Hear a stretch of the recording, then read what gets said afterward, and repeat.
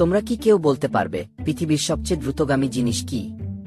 হ্যাঁ রাহুল, তুমি বলো। স্যার, আমার মতে সবচেয়ে দ্রুতগামী হল চিন্তা। কারণ আমরা মুহূর্তেই যে কোনো জায়গায় চিন্তা করতে পারি। খুব ভালো, এটা সত্যিই দারুণ উত্তর। আর কেউ কি কিছু বলতে চায়? স্যার, আমার মতে সবচেয়ে দ্রুতগামী হলো আলো। কারণ আমরা সুইচ অন করলেই মুহূর্তেই পুরো ঘর আলোকিত হয়ে যায়।